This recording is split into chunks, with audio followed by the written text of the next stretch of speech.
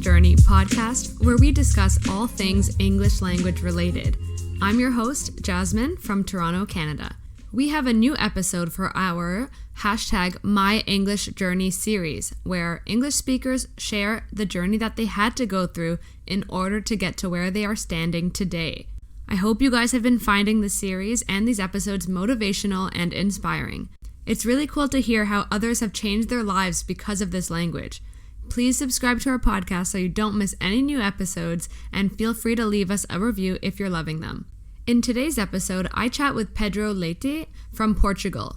He is actually a member of our Glish community on LinkedIn. So if you're active over there, search for the Glish English Learning Community and you can send over a request to join. We post pretty similar images as we do on our Instagram, which is @GlishSocial. So if you're more active on LinkedIn, then this group is for you. Pedro is really a go-getter. He's only 19, yet he has life experiences of someone much older. Pedro's story truly shows us that you need to step outside of your comfort zone, and you do need to do things that can be a little bit scary or intimidating if you want to see success and improvements in your life. Let's get into my chat with Pedro. All right. Hi, Pedro. It's nice to finally chat with you. We've been connected on LinkedIn for quite some time. Why don't you start off by telling our listeners a little bit more about yourself? Hi, Jasmine. It's a pleasure to be here with you. And I will start to talk a little bit about me. My name is Pedro Leite. I am 19 years old and I am Portuguese, and I live, of course, in Portugal, more specifically in Porto. I grew up in a small town in Porto district called Marco Canaveses, and I had a happy childhood in which it was the transition from the oldest to the technology era.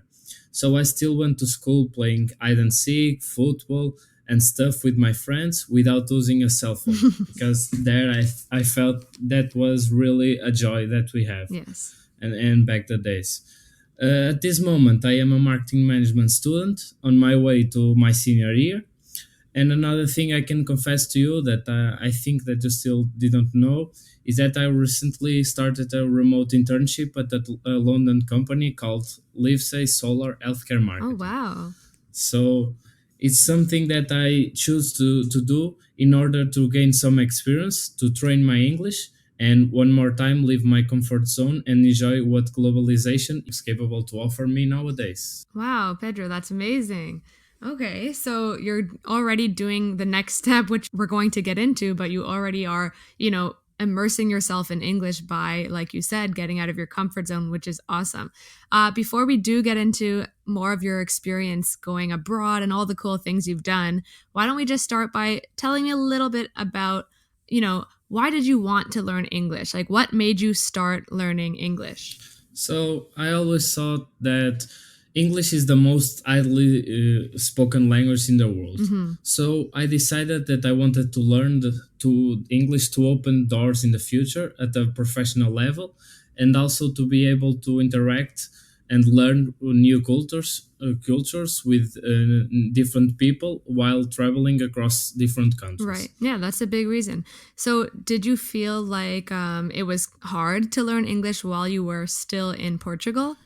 Of course. It is always more difficult to evolve in a country that isn't native in that language.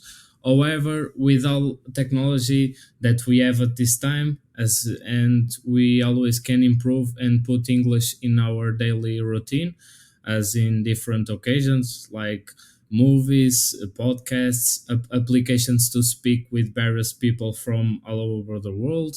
Of course, that things facilitates our process of evolving in English. And of course, your initiative in LinkedIn, where you offer us a space to talk with your community, that is also great for us. Yeah, it's true. And I like how you said that, of course, it's more difficult, but it doesn't mean that you're doomed. It doesn't mean that there's no options for you. You just need to look for the options, but they're always there. So that was really useful. What about any opportunities in Portugal? Did you have, was there English internships or any kind of programs that you were able to do while you were still in Portugal? No, I just had the opportunity to study in an English institute. Okay. Where I was capable to learn a little bit more about English culture, the evolving the English speaking and grammar components. So, and also in Portugal, in our school, we always start to have English in the beginning of our journey in school. So since we are little boys, we start to interact with other people and to watch and listen things that are in this beautiful language. So we are like we are lucky to have this kind of options in Portugal to evolve our study in English. Yeah. That's definitely useful, especially when you're getting exposed to the language at a young age, right? That helps you and helps Yeah. your brain develop. Okay, let's get into the fun stuff because I'm really curious to hear about this. So I know that you have studied abroad and you've actually done a couple things. So why don't you start by just telling us some of your experiences learning English abroad? So the greatest experience I had were without a doubt the volunteering in Cambodia and the 1 month period of work in the United States, in which I had to interact daily in English with several people. However, it was in Cambodia that I evolved the most because I had to teach the basics of English to different children who could barely speak the language, and this forced me to find a different way of expressing myself and also to learn things that I thought that I already knew.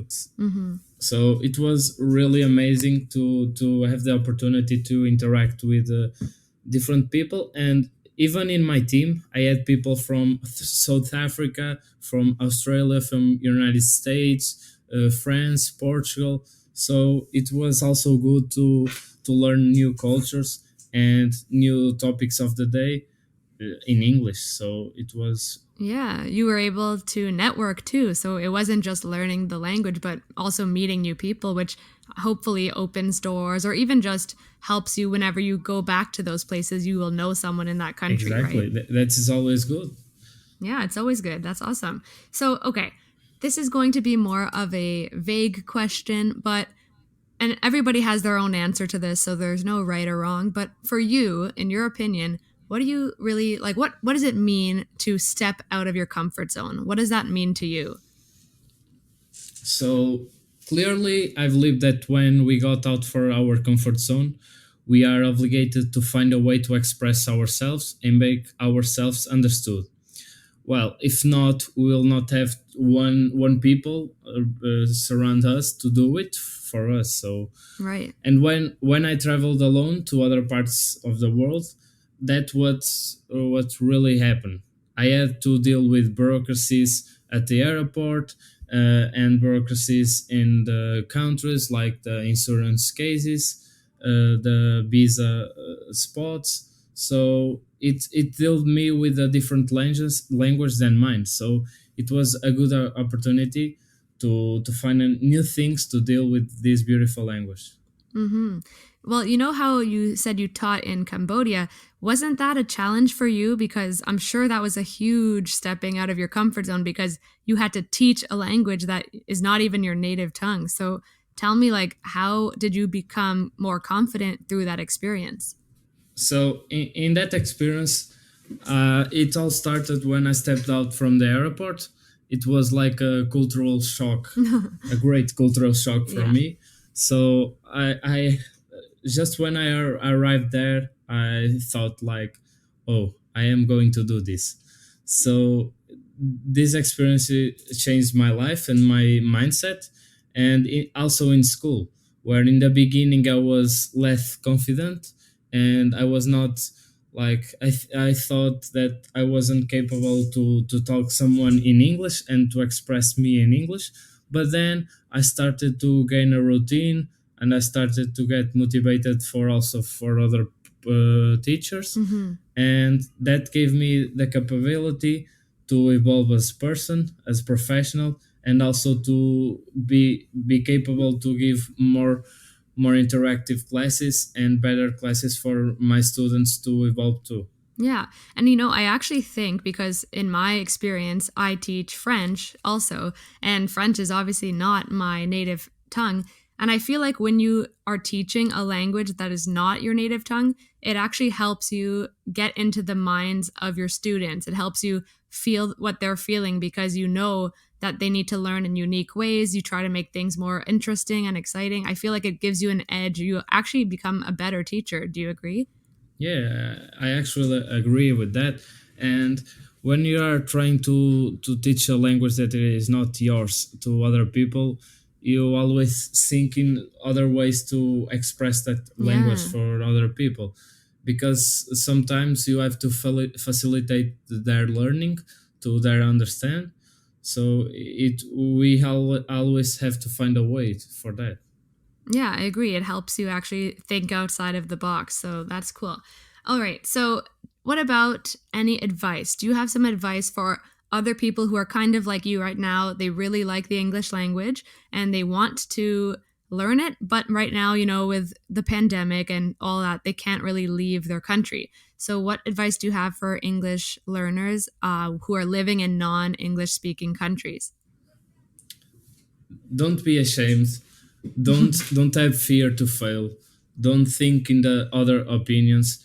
Like me, what I am doing at this moment with Jasmine, I don't think that I have a really good level of English, but I took this challenge with Jasmine to do a podcast, and I always try to put English in your always try to put your English in your daily life, whether in format of a podcast, of a reading, of a film or study. It doesn't matter. Just put English in your daily basis, and try to immerse in this language. This is all based on consistency, and the more we put English into our lives, the more we will evolve. That is the basic. That's so true. And honestly, Pedro, what you said is amazing because you, just by doing this podcast, you are completely stepping outside of your comfort zone. So I'm proud of you for doing that. And thank you for sharing your story. Thank you, Jasmine. It was a pleasure to hear. And for you who are listening, if anyone has any question, you can contact me through LinkedIn. My name is Pedro Leite, and also try to interact in the community that Jasmine is created for us. So we always be there every day. So try to interact, leave your comfort zone, and learn this beautiful language. I love that. Okay, so guys, I will put Pedro's social links, his LinkedIn, in the episode description box so you guys can connect with him.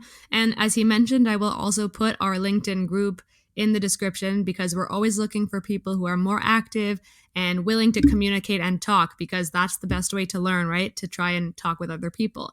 So thanks again. And if you do want to share your own journey with learning the English language, be sure to head over to our website, which is glish.me, and you can click on the podcast page, and there is going to be a form at the bottom of that page. So it's really great speaking practice, just to help you get out of your comfort zone, as Pedro did, and share your story with a wider audience. I've said this many times, but even if English is not your first language and you're not perfect, that's okay because none of us are. All right, that's all we've got for this episode. Come back next week for a new one. Bye.